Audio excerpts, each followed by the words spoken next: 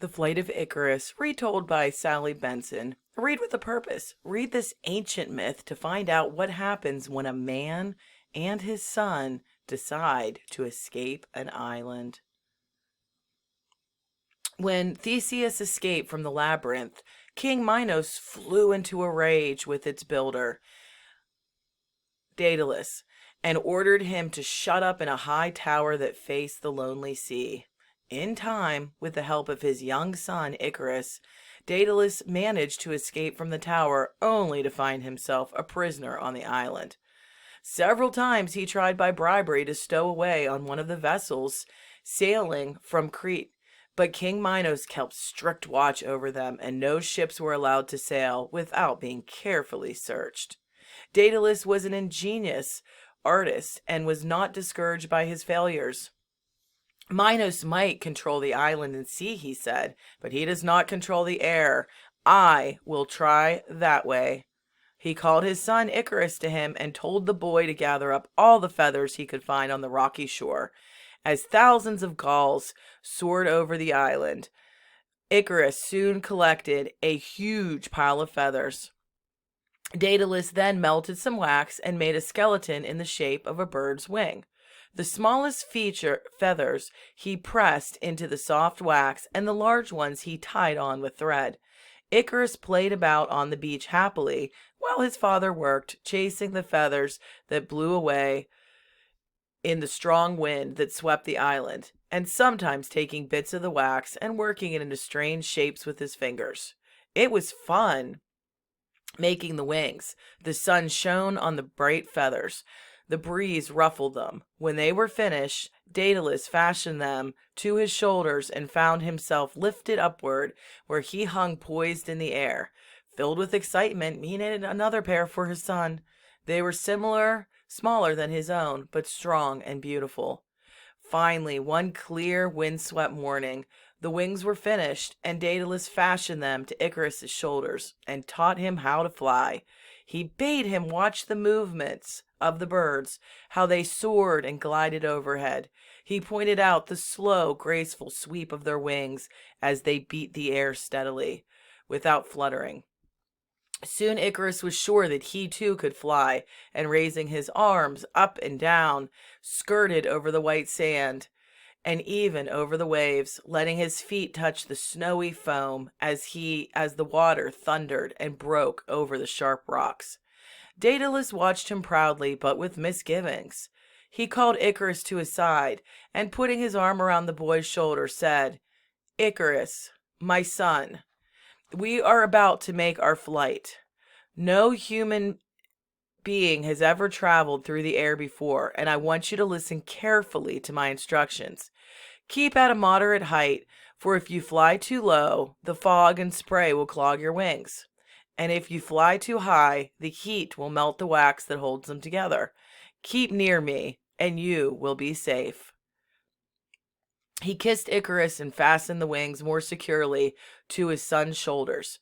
Icarus, standing in the bright sun, the shining wings drooping gracefully from his shoulders, his golden hair wet with spray, and his eyes bright and dark with excitement, looked like a lovely bird.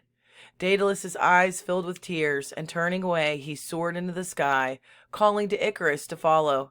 From time to time he looked back to see that the boy was safe, and to note how he managed his wings in his flight.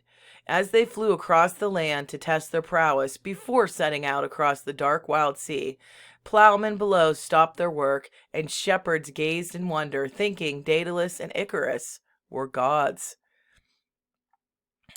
History link. A creative genius. Daedalus, a master craftsman and brilliant inventor from Athens, is believed to have killed his talented young nephew, who was also an inventor. To escape punishment, Daedalus fled to Crete, which was ruled by King Minos. Crete and Athens were at war at the time. Today, in Crete, you can see the ruins of the Palace of Knossos, where legends tell us Daedalus designed a famous labyrinth, or maze, for King Minos. In it, the king concealed the hideous Minotaur, a creature that was half bull and half human. Minos agreed not to wage war with Athens if Athens would send him 14 young Athenians annually to feed to the monster. This ritual sacrifice went on for many years until the Athenian hero Theseus killed the Minotaur and found his way out of the maze because Daedalus had revealed its secret. Furious, King Minos imprisoned the inventor and his son Icarus. Ask yourself, Theseus is one of the heroes of Greek mythology who, like Hercules, vanquished powerful monsters against seemingly impossible odds. Who are the heroes in our society? What makes them heroes?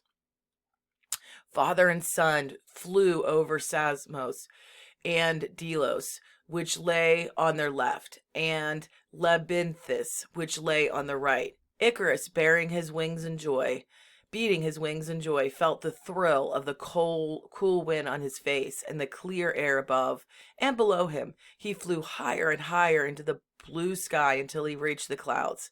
His father was with him and called out in alarm. He tried to follow him, but he was heavier, and his wings would not carry him. Up and up, Icarus soared through the soft, moist clouds and out again towards the glorious sun. He was bewitched by a sense of freedom and beat his wings frantically so that they would carry him higher and higher to heaven itself. The blazing sun beat down on the wings and softened the wax. Small feathers flew from the wings and floated softly down, warning Icarus to stay his flight and glide to earth. But the enchanted boy did not notice them until the sun became so hot that the largest feathers dropped off and began to sink. Frantically, he fluttered his arms, but no feathers remained to hold the air. He cried out to his father, but his voice was submerged in the blue waters of the sea, which has forever after been called by his name. Daedalus, crazed by anxiety, called back to him, Icarus, Icarus, my son, where are you? At last he saw the feathers floating from the sky, and soon his son plunged through the clouds into the sea. Daedalus hurried to save him, but it was too late. He gathered the boy in his arms and flew to the land, the tips of his wings dragging the water from the double burden they bore. Weeping bitterly, he buried his small son and called the land Icara in his memory. Then, with a flutter of wings, he once more took to the air, but the joy of his flight was gone, and his victory over air was bitter to him. He arrived safely in Sicily, where he built a temple to Apollo and hung up his wings as an offering to the god.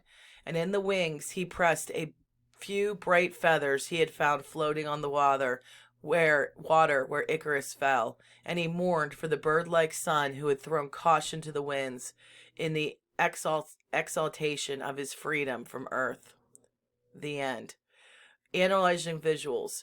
Viewing and interpreting. What does this statue depict? And it is the fall of Icarus. So there's his head, there's his wings, there is the sun.